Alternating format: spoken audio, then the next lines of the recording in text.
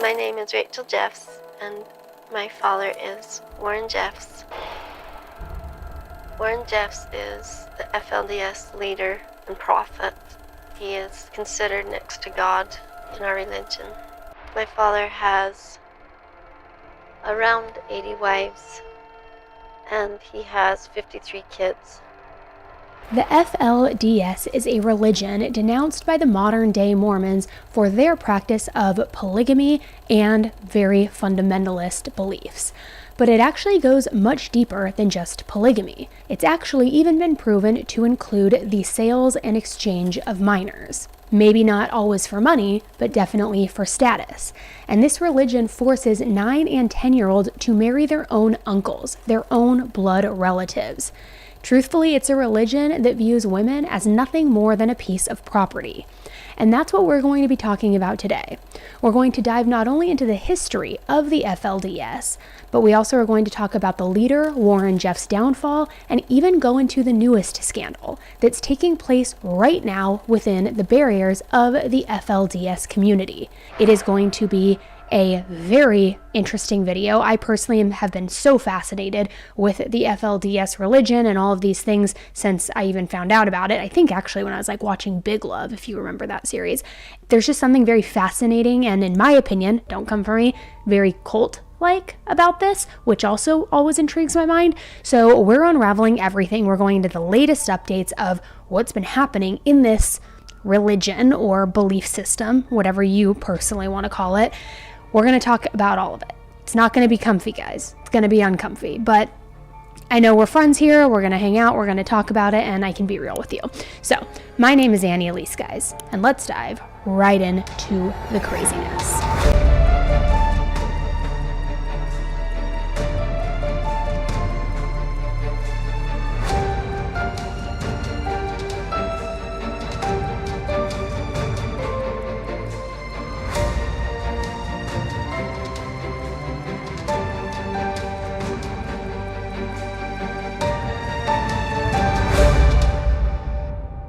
First, let's talk about what the FLDS is, because it can be pretty confusing. The Fundamentalist Church of Jesus Christ of Latter-day Saints, or the FLDS Church, as we will be referring to it as, because that other statement and name is just like a huge mouthful. It's basically a religious sect of the fundamentalist Mormon denominations whose members practice polygamy. And just in case you aren't familiar with polygamy, polygamy is the practice of marrying multiple spouses.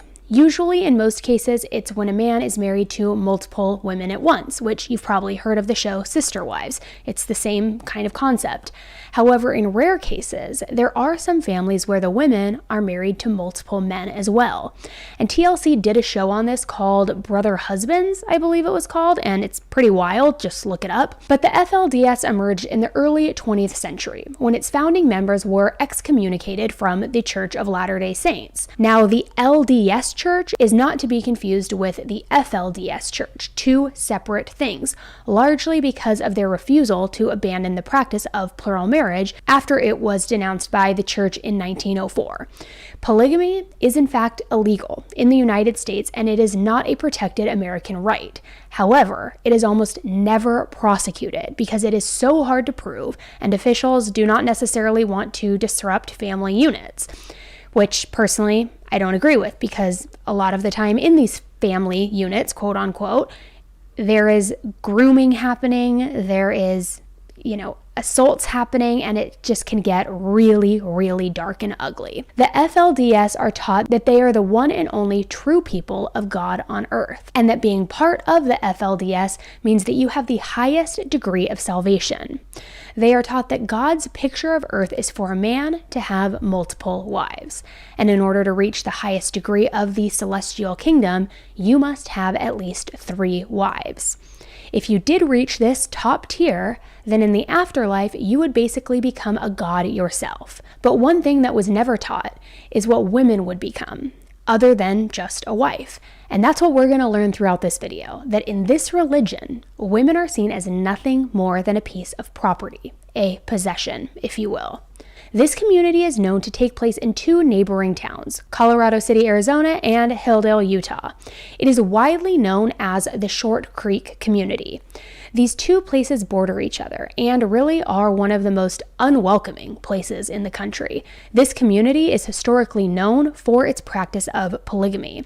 So in order to get a good grasp over what kind of religious community or cult this may be, I'll let you decide on that, we're going to go back in time a little bit. And I'm going to give you a very short, condensed history of how the FLDS Church became what it is today, because I believe you need to know where it's been, to where it was going, to where it is now, in order to not only understand it fully, but also to see how completely effed up it is, in my opinion. So Rulon Jeffs was an American polygamist and a religious leader who served as the president of the FLDS from 1986 until his death in 2002.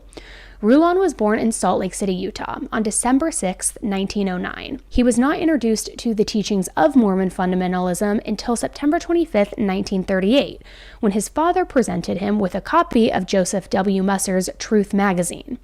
Rulon embraced Musser's fundamentalist teachings, immediately almost, and in 1940, he secretly took a plural wife, which resulted in his first wife, Zola Brown, divorcing him, saying, I ain't doing this, I'm outie. Now, court records stated that the Mormon couple had been fighting over something that she dreaded, his desire to marry another wife and join the ranks of the polygamists. Rulon had told her that he had taken a trip to the mountains and had a vision of the woman that God wanted him to marry. It was a girl who worked in a store in Provo, Utah. Now, of course, Zola was not for this by any means, and he responded by telling her that if she did not embrace polygamy and accept this other wife, that things would never be the same between them. And she's like, okay, that's fine. So she ended up filing for divorce due to his persistence in taking on this plural wife. And 2 weeks after the divorce, Rulon was excommunicated from the LDS Church, and this was on April 14th, 1941. And I just have to say, before we continue, this is something that always fascinates me and really actually kind of angers me when we're talking about religious beliefs and cults and things like that, is when people jump to the fact that they saw a vision. No, I was on top of the mountain and I saw a vision from God of this person that he wants me to marry, who coincidentally usually happens to be some like beautiful, young, bombshell, sometimes underage, beautiful girl. And it's like, oh, that's who God just picked for you to marry, even though you're already married? Give me a break. It's not a vision, bro. It is your thinking and running your brain. But let's just call it what it is. That's my opinion. Okay. So let me continue. Sorry. I know I'm getting a little crazy in this one, guys. It's just like I have a lot of feelings. So in the spring of 1945, Rulon, who had been working in northern Idaho since 1943, returned to Salt Lake City, where he was ordained a high priest apostle. And after the death of the former FLDS leader Leroy Johnson, Rulon took leadership of the group. This was in 1986, and he became the self-proclaimed prophet. I hate the word prophet, too. It's like a trigger word for me. So the prophet is basically a representation of God on earth. Followers were taught that their prophet knows all of their thoughts, all of their dreams, their wishes, everything. Nothing is private, nothing is secretive. The prophet knows everything. So he's the one who decides who gets married, who marries who, and what man is deserving of adding wives into his family. This was called the placement principle. There was no dating, no courting, and in most cases, these people who were placed in these arranged marriages didn't even know each other. Or worse, they were related to each other. When a father of a young girl felt as if their daughter was old enough to marry, or be married off, I should say, the father would present them to the prophet in hopes that they would be married. Now, one of these girls was Rebecca Musser, who is pretty much a voice for those who have escaped the grasps of the FLDS Church. Rebecca was married off to Rulon when she was 19 years old, and he was 85 years old. Ugh, gross. They are taught from birth what to wear, who they are, where they fit in society, how to behave, how to talk, how to think. Rebecca Musser says she was brainwashed by one of the largest cults in the nation. Every choice for them is do what you're told, or you will be eternally damned. She grew up as a member of the Fundamentalist Church of Jesus Christ of Latter-day Saints, a group that splintered from the Mormon Church over polygamy nearly 100 years ago. I remember being told that this group, this very small group of people, were the only righteous ones, and God would destroy the entire rest of the world. At 19, she was forced to marry the cult's 85-year-old leader and prophet, Rulon Jeffs. For the next 7 years, she endured abuse from him and even some of her 65 sister wives. When was your breaking point? When Rulon Jeffs died and Warren, his son, was forcing his father's young wives to be remarried, that was it. I figured if that was heaven, I would take hell. I could not bring myself to go into another situation where I was being forced into sexual violation in the name of God. The followers of the FLDS under Rulon were told that he would never die and that he would one day be made young again. So when Rulon's health began to seriously decline, you could imagine what kind of confusion this brought to his followers, his believers, his faithful servants, if you will. Rulon Jeffs led this organization until his death in 2002. He died at the age of 92, and according to documents, it's believed that he had approximately 65 wives and 62 children. I mean, guys, talk about overkill. One of those 62 children was a son named Warren Jeffs, who was born nearly 2 months prematurely in 1955. Now, I'm sure even if you don't know all of the inner workings of the FLDS, you probably are familiar with the name Warren Jeffs, and every time I hear his voice, it sends a shiver down my spine or up my spine. I don't know what the correct phrase is for that, but like the creepiest voice, you'll hear a little bit of it later, but like, I can't. Okay. So anyways, now his mother, Marilyn, always pushed Warren to be close with his father, Rulon. She thought that he was so special because of his circumstances of surviving being premature. She stated that previous prophets had visited her in a dream and told her that Warren was going to be a very special person. So this made Warren grow up to have this holier-than-thou type complex and personality. And he wasn't liked by many people growing up. He was awkward, weird, and kind of nerdy, if I'm being honest. But he had this proud way of being able to read people, to pick up on what was important to them, and to use that to manipulate and control them. Almost kind of like a brainwashing technique where you know exactly the right things to pull out of somebody to, to play on their emotions, to play on their inner thoughts and what they desire, to where they then believe that you truly are smarter than you actually are. As Warren grew older, his father gave him more responsibility in the church. And as soon as Warren recognized that he had this power, he took full advantage of it and practiced it vigorously. He had this saying, and it was, "Perfect obedience is led by a hair," meaning that a hair is so thin and that perfect obedience could be led by it, and you would not break it, but that if there was any resistance, then it would break the hair. So from there, Warren's influence led to the purging of all things that did not support the FLDS beliefs. Any book that was not approved by Warren himself was banned from the libraries. In science textbooks as well, anything having to do with the solar system or reproduction was removed and actually literally cut out of the books. Warren also created a curriculum specifically for the girls of the FLDS that he would teach in the schools. He taught from a book called Purity in the New and Everlasting Covenant of Marriage, which basically taught to have nothing in your brain except to do the prophet's will, and to even have thoughts of boys in any capacity that could cloud that channel. That you were only supposed to think of the prophet. It's only the prophet. It's always the prophet. Nothing else but the prophet. So as Warren's father's health was declining, this is when he really began to grow closer to Rulon and started slowly taking over. His teachings became even scarier. He began to teach more about God's wrath and basically told the people of the church that they were going to be destroyed and cleansed off of the face of the earth if they did not live according to the FLDS and to submit to all of the prophet's teachings, because it was directly from God himself. It was all fear-based to get these people to conform to his ways. In 2002, the Olympics were set to be hosted in Salt Lake City. So Warren began to preach about how the world is going to be destroyed during the Olympics and that they needed to get everybody down from Salt Lake City to the Short Creek community as soon as they possibly could. And people listened. People sold their homes and gave up their businesses because they believed that the end of the world was coming. And almost immediately, the Short Creek community grew from around 2,000 people to around 10,000 people. Warren needed to get everyone into one place so that he could essentially control them easier. So everybody waited and waited and waited and waited for something to happen, which of course it never came. A la Y2K, when everybody thought the year 2000 was going to, like, the whole world was going to, like, disintegrate or something, and that computers were the devil. I remember that. I was like, hi, now it's like January 2nd, nothing's happened. So nothing came, and Warren had no explanation for this.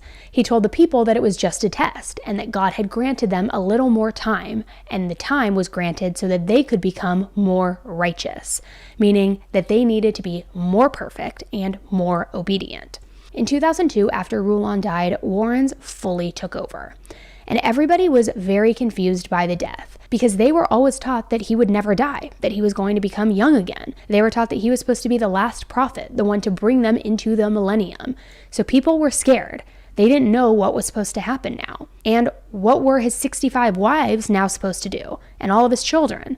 So many people just waited for him to literally sit up and come alive again and be renewed again. In the many weeks after Rulon's funeral, Warren was speaking as though his father was renewed and that his father had just assumed his body now, like reincarnated into Warren's body. And slowly over time and with much manipulation, people began to believe that Warren was the next prophet of God. Warren even helped himself to his late father's many wives. Yes, he married many of his mothers that helped raise him. Just creepy and gross. Ugh.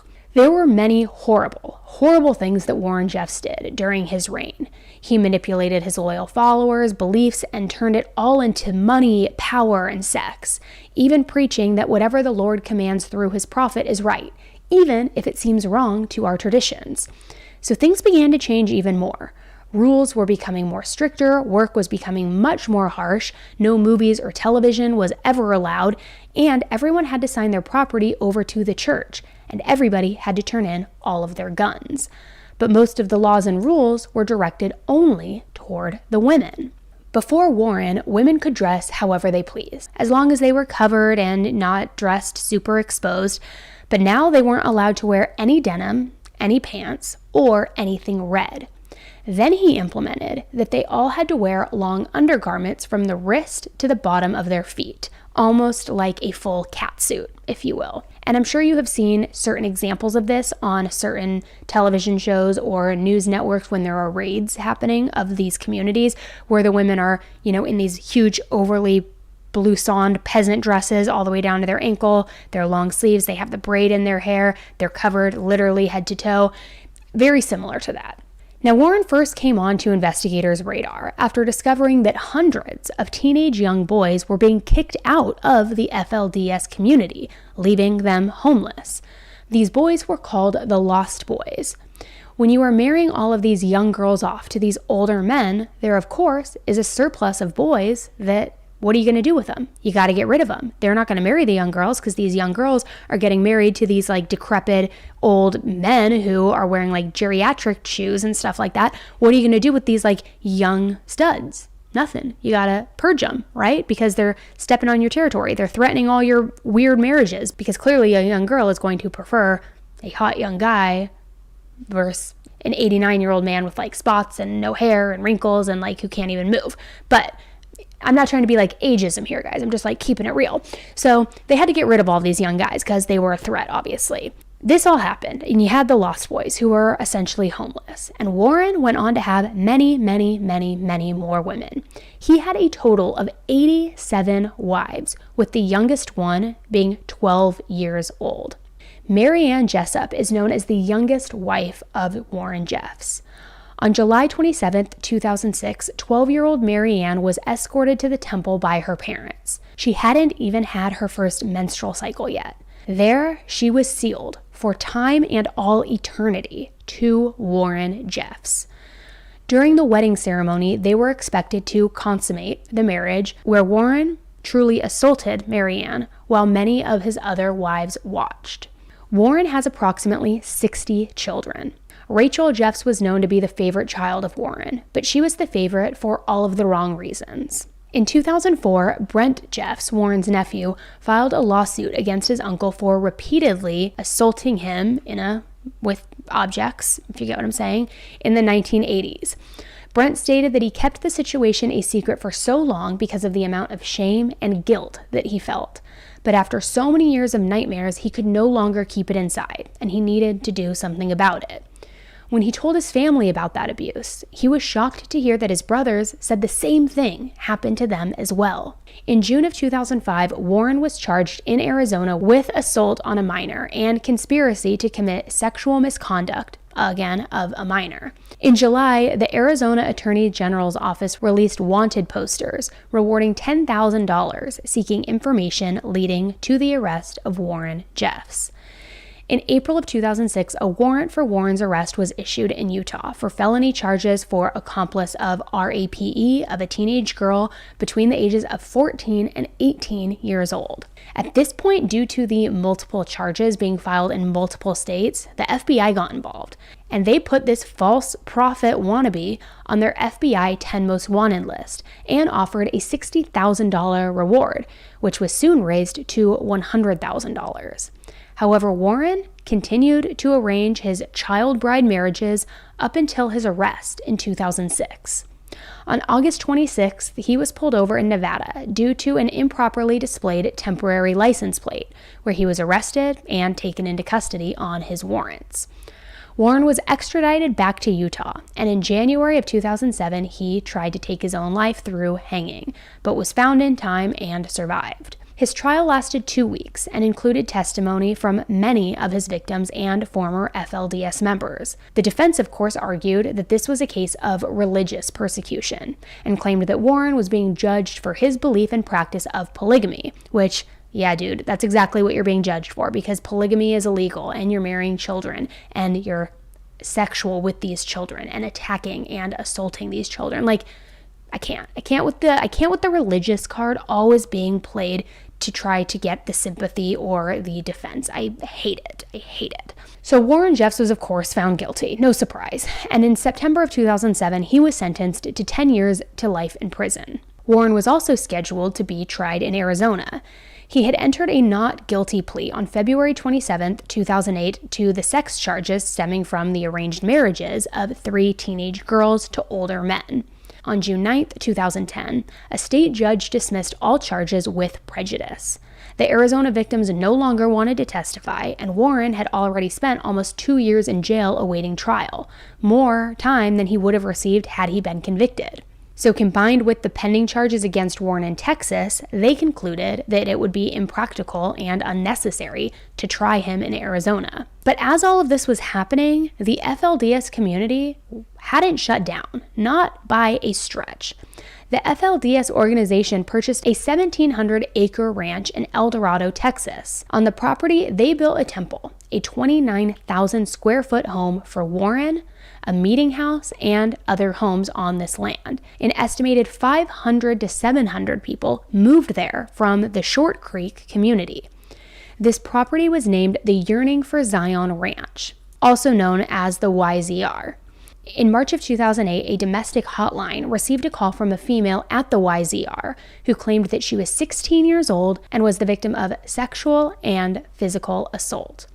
The call turned out to be fraudulent, but it triggered a heavy response from law enforcement involving assault weapons, helicopters, and armored vehicles. Due to evidence that was seized in the raid, 6 FLDS members were found guilty on various sex crime charges against young girls ages 14 through 16. After the raid in 2008, Rulon Jeffs was indicted in Texas on a felony sex charge regarding a child, and this charge was for his own sexual conduct with his 12-year-old wife. Utah chose to drop the charges against him so that he could be extradited to Texas to stand trial there, probably because they knew that Texas doesn't really play. That's just my opinion. During the 2011 trial, the jury heard testimony from a psychologist who treated 22 former members of the FLDS church cult, whatever you believe it to be. 2 former FLDS members testified that Warren had RAPE'd them when they were less than 8 years old. The court also heard testimony that he wanted younger and younger wives, and of his over 70 now wives, 24 of them were under the age of 18.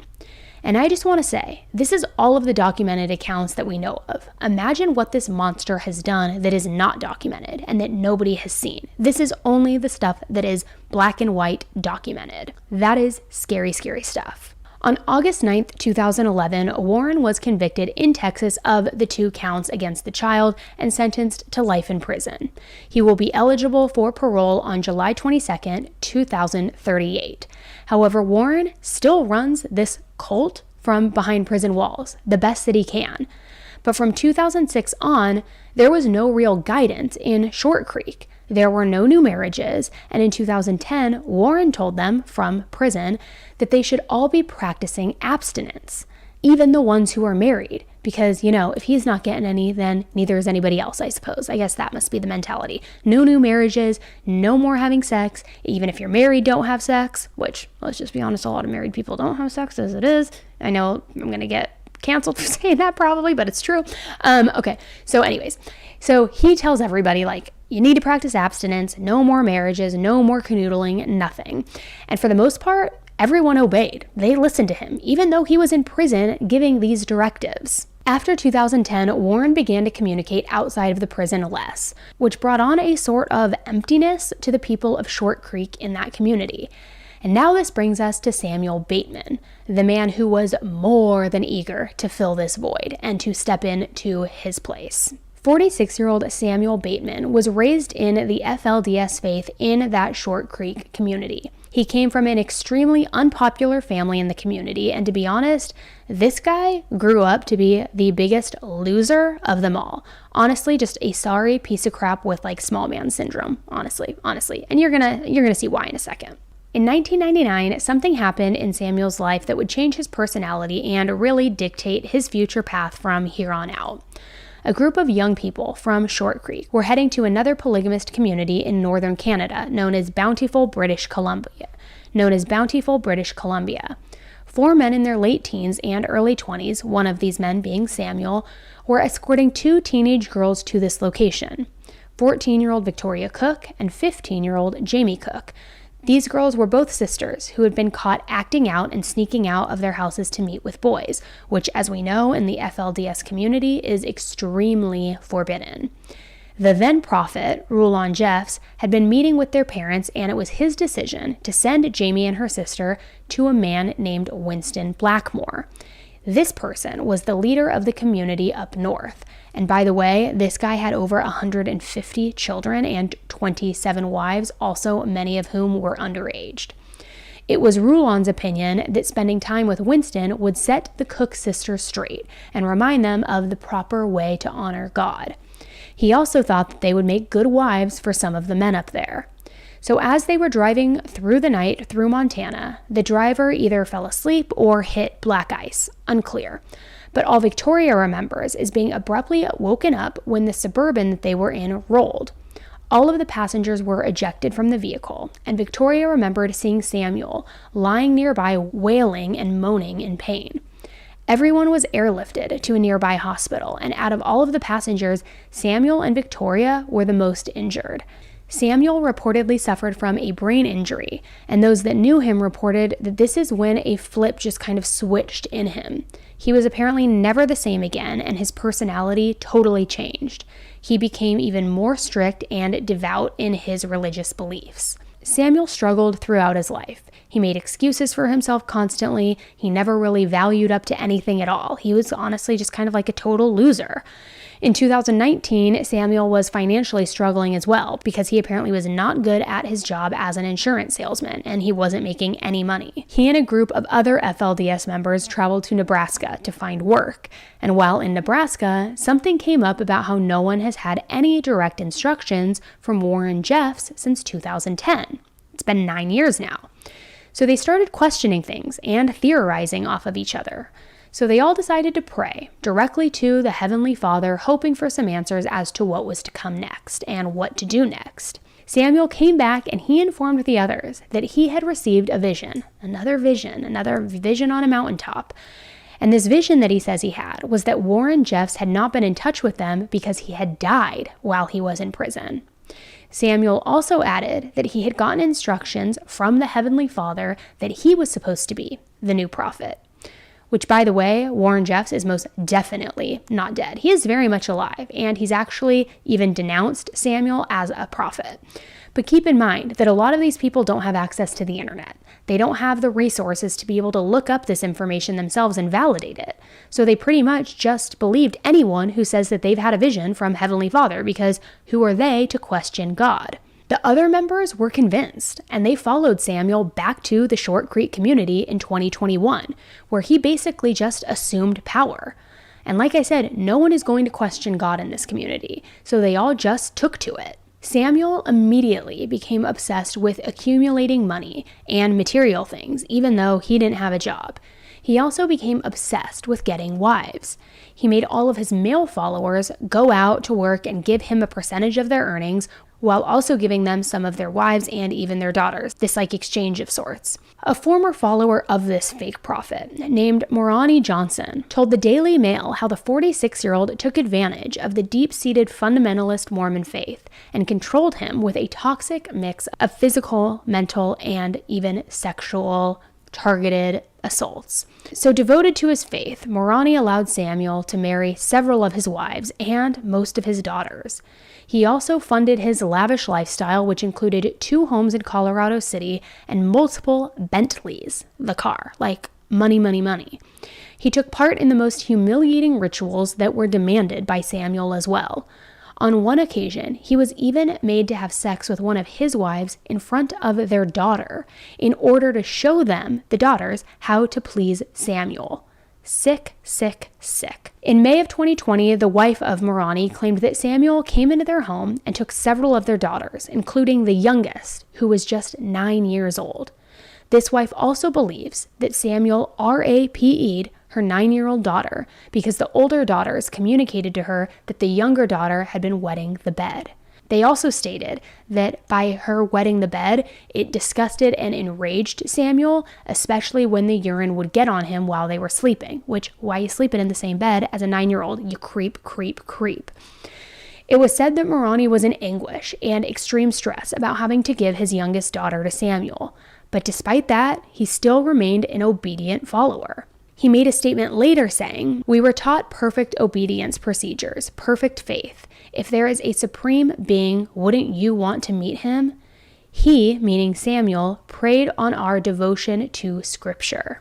And just when we thought it couldn't get any worse, Samuel even laid claim to his own teenage daughter, bribing her with $50, 2 large bags of Doritos, and a promise of riding on an airplane if she would agree to be his wife. His daughter. So now it's like you're getting in your own bloodline, you want your daughter to be your wife. It is sick. It is, I need a new word for sick. It is horrifying, humiliating, disgusting, nerve-grinding, gut-wrenching, you name it. Now this all was way too much for Lydia, his first wife. She told him that their daughter would never be his wife. She then took their daughter and left, eventually filing for divorce and negotiating a custody agreement that banned Samuel from ever having any contact with his daughter again. I mean, hero status right here. And honestly, just good for her, because this is the first and the only time in this story that we see one of these women have the wherewithal to actually protect their children and not sell them off, not bring them to the temple on a silver platter for these gross, perverted men. But Samuel Bateman's reign, although aggressive and swift in as far as how quickly it came on, it didn't last long. Not long at all, because he's an actual idiot. On August 28, 2022, Samuel Bateman was pulled over in Flagstaff, Arizona, after a patrol officer noticed small fingers and small hands sticking out of a wooden horse trailer that was being pulled by a truck. Authorities reported that inside this unventilated trailer, they found 3 girls, ages 11 to 14, who were using a bucket as a toilet. That's right. It was this situation that led to an FBI investigation into Samuel Bateman. Now, we want to warn you, while this video is edited, some may find it disturbing. Body camera video shows the moments authorities pulled over this truck and trailer in Flagstaff. The reason why? Saw fingers poking out of the trailer. With guns drawn, they opened the doors. See the hands! Finding 3 young girls. How old are you? 14. How old are you? 11? How old are you? 12. Also inside the trailer, a couch, camping chairs, and a makeshift toilet. When they tried questioning the girls, this woman in the maroon dress stepped in. Basically telling them all not. Then one of the officers noticed. A 14-year-old, she had a ring on her finger, on her ring finger. They've all kind of like hidden those. I mean, we know what's going on here. Police say the person driving the truck is this man, Samuel Bateman. Court documents claim Bateman is a self-proclaimed prophet, part of the polygamist group with the FLDS. Investigators say Bateman has dozens of followers and more than 20 wives, many of them underage. He's also accused of sexually abusing multiple girls, trafficking them across state lines. As you can see, it's a pretty serious deal here, sir. Police tried to question him about the trailer. How many other people in the truck? But Bateman refuses to answer. How many other people are in the truck? When another officer tries, Explain to me what's going on. Calm down first. Bateman was eventually arrested. Put your hands behind your back. Put your hands behind your back. Samuel was taken into custody, arrested, and booked into the Coconino County Jail. He was charged with 3 counts of child endangerment, but was released from state custody when one of his followers, Torrance Bistline, posted his $150,000 bail using a business check from a company called Velociraptor, which is a company founded by the Bistline family where they build self-propelled wrapping cable machines for wind and solar farms. And the Bistline family are huge followers of Samuel, no surprise. And Samuel is also married to one of the Bistline daughters, Naomi. So when Samuel was in jail, he managed to get instructions to his followers that they should go ahead and delete electronic evidence off of their cell phones, specifically whatever communications they had within the app called Signal. Signal is an app that promises end-to-end encrypted instant messaging, where users can communicate with one another with the promise of privacy and security. Nobody outside of the conversation can read what's being said, not even the developers of the app, not the police, not even the government. After Samuel was bailed out of jail and he returned to his followers, he allegedly continued to get rid of this evidence and started securing passports for some of his wives. But in the early morning hours of September 13th, 2022, dozens of armed FBI agents raided the Short Creek community yet again. Specifically, they raided 2 homes that were affiliated with Samuel Bateman, as well as the business address for that Velociraptor city. Velociraptor, it's not the dinosaur, it's Velociraptor, sorry guys. Which we know was obviously also affiliated with Samuel. But I guess a Velociraptor, like a predator, it kind of works. It works, whatever. So they went into the 2 houses, a greenhouse where he lived with his wives and a blue house that was about 2 blocks away from the greenhouse, where Marani Johnson lived with 2 other brothers named Torrance and Ladal Bistline. At the greenhouse where he lived, there was a white trailer that had been converted into a sewing room for all of his wives. When you enter this green home in the foyer, or the prayer room in this instance, you will see a big picture. In the framed picture is a 40-bedroom, multi-million-dollar compound with words that say, "Coming soon." Kind of like a vision board. They were basically vision boards framed in this room that consisted of photos of private jets, mansions, ATVs, Bentleys, Range Rovers, all these physical things that Samuel was going to pretty much will into existence. In other words, steal enough money from his followers to be able to build this compound and purchase all of these materialistic things. Next to the vision boards, you'll see this picture of Rulon Jeffs himself. On the photo, it says he is free. Because, these people are all still convinced that he's dead, that he is no longer alive, and that Samuel is their new prophet. The blue house was a bit bigger, and it had bunk beds for all of the women to sleep in. There's also photos of Rulon Jeffs and previous FLDS leaders. At the warehouse, they seized hard drives, computers, his birth certificate, handwritten notes, journals, several cell phones, and even 2 adult toys. Gross. Samuel Bateman was taken back into custody again, and the Arizona Child Protective Services removed 9 underage girls from the Short Creek community. Those 9 girls were interviewed and placed into group homes pending dependency proceedings. A dependency proceeding is basically where they're going to determine whether these girls' parents or guardians are fit enough to take care of them or not. The 9 underage girls were taken into custody and given initial interviews. During these interviews, none of them disclosed any sort of assaults or anything like that on the part of Samuel Bateman. But one girl did say that she was present and partially nude during one of his infamous sex group gatherings. The word starts with an O. I don't know if I can say it on YouTube, so I'm not going to say it, but you know where I'm going, like a group sex activity. The agents ended up scheduling additional interviews with 5 of the 9 girls who stated that they had once slept in the same bed as Samuel, or they had written in their journals about kissing and touching him. According to the FBI, the girls refused to participate or cooperate fully in the interview, and the federal agents claimed that they believed that some of the older girls were influencing the younger girls not to talk. And we definitely know that the 3 wives, Naomi, Donna, and Moretta, were definitely influencing these underage girls, their sister wives, not to talk to authorities. So the 9 girls were separated from each other, and they were kept with their siblings and placed in different group homes around Arizona. During the time in those homes, one of the girls did disclose that she had in fact been assaulted by Samuel. Then on the Sunday after Thanksgiving, 8 of the 9 girls vanished from the homes that they were placed in, and their electronics that were left behind had suggested that the girls were still in contact with the 3 older wives, Naomi, Donna, and Moretta, using that Signal app, the encrypted app that nobody can see what the messages are. So at around 8:30 p.m., the night that the girls left the group home, Samuel Bateman made a video call from jail to his adult wives. This video call was recorded because he was in jail, of course, and I feel like anyone in jail would know that they are being recorded, but apparently Samuel Bateman has the IQ of like a roach and had no idea. In this video, it shows 2 adult wives sitting in the car. One is driving and one is in the passenger seat. The one in the passenger seat was the one holding the phone. The wife in the passenger seat informed Samuel that they had 2 of the minor wives with them and used code names E1 and E2. At around 7:30 a.m. the next morning, he made another call, recorded video call from jail to one of his adult wives. In this video, it looked like they were in a hotel room of some sort, and Samuel asked why W2, which is another code name for the girl who decided not to run away from DCFS custody, he asked why she was not with them. Now, court records show that the girl referred to as W2 was between the ages of 11 and 12 years old, and Samuel Bateman took her in as a new wife in May of 2020, which made her around 9 or 10 years old when she was forced to marry Samuel, who was in his 40s.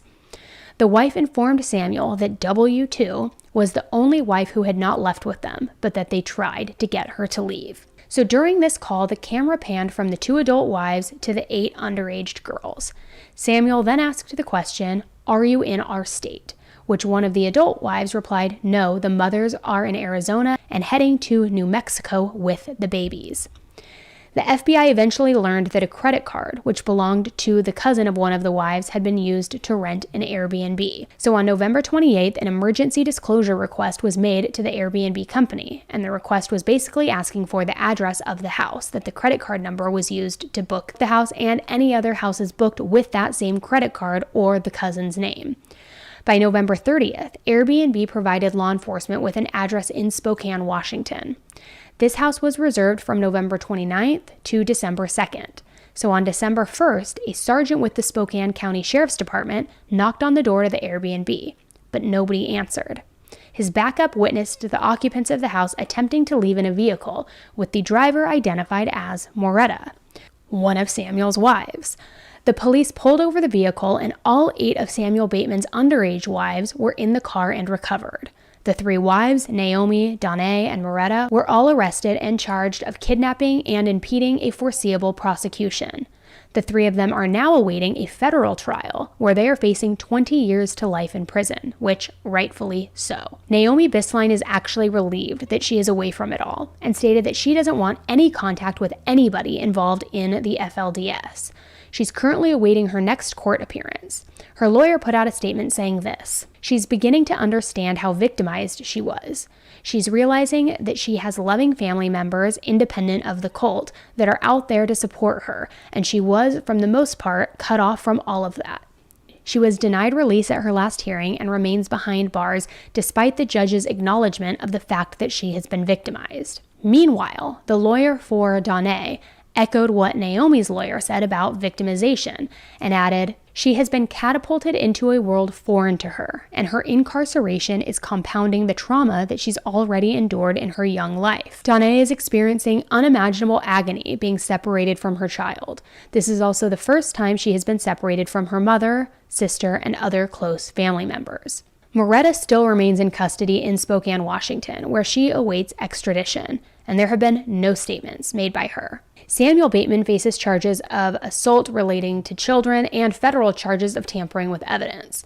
Samuel has, of course, pled not guilty to all state and federal charges against him. He has not yet, though, been charged with any assault charges relating to sexual activities or the exchange of children for money or other benefits. The FLDS is arguably one of the most toxic communities within the United States, and honestly, it needs to be eradicated. We know what's happening behind closed doors because we have been watching it happen for the last 100 years. We saw it implode on itself with the fall of Rulon Jeffs, and then we watched the aftershocks with Samuel Bateman. It's only a matter of time before some other idiot tries to step up and convince people that he is the new prophet, which honestly, it's probably already happening. So when does the cycle end? How many more underage girls are going to have to marry these old men and be forced to have sex with them? How many more women are going to be forced to marry their actual family members and have these incestual relationships with their own uncles? I've never been brainwashed by a cult leader, I'll be honest, but I have to believe that on a cellular level, a mother knows what's right and wrong. A mother knows that her 9-year-old shouldn't be forced to have sex with a 40-year-old. Lydia, Samuel's first wife, knew, and Lydia got her daughter out of there. So my heart is with all of the victims of Rulon, Warren, and Samuel. I can't imagine the confusion and the terror that they all felt during all of this. And if you haven't watched the Netflix special, Keep Sweet and Obey, I highly, highly, highly recommend you watch it and go learn more about the depths of the FLDS and watch these women talk about the horror that they endured. It all needs to be exposed. Every single person needs to know about the FLDS and what kind of damage and destruction it causes. Now, as I mentioned earlier, Rulon Jeffs' voice just creeps me out. It sends a shiver down my spine because there are so many recordings that have come out. There are prison calls that have come out. And we could do a deep dive for hours and hours and hours on not only Rulon Jeffs, but about this community and the raids and some of the activities that have happened. So if you want more of this kind of content, because I know I don't talk about it a ton on here, do me a favor, comment below or just quickly like the video because then I can gauge based on how many people react with the thumbs up button. If this is the kind of content you want to see more of, just hit that thumbs up really quick if it is. And what I might do is, because we can do so many different deep dives onto so many different cults and so many different facets of this religion as well, Mike King from Profiling Evil, you guys may know him from watching him. He's also been a guest here on this channel multiple times. He is like the cult expert. He himself has not only studied these cults, but he has gone in and actually removed people from these cults. He's talked with cult leaders. So maybe what I'll do is I'll bring him on for another deep dive and really explain how these cults form and the brain of these men and how they're able to so successfully manipulate these people into blindly trusting them and following them, because Mike King is the absolute expert in all of this. I mean, truthfully, he is. So if you want that too, you just let me know in the comments. But if you want more deep dives on some of this stuff, I promise we're not going to become a cult-only channel at all. But there is just so many more layers to this. Just do me a quick favor, like this video so I can gauge how many people truly want more of that. Or, of course, let me know in the comments. All right, thanks so much for tuning in with me today, guys. I know it was not an easy one to hear, but this stuff always fascinates me, always. There's something about it, and cults in general, always fascinates me. Does it fascinate you, or is it just me? Let me know. All right, guys, thanks so much, and until the next one, stay safe.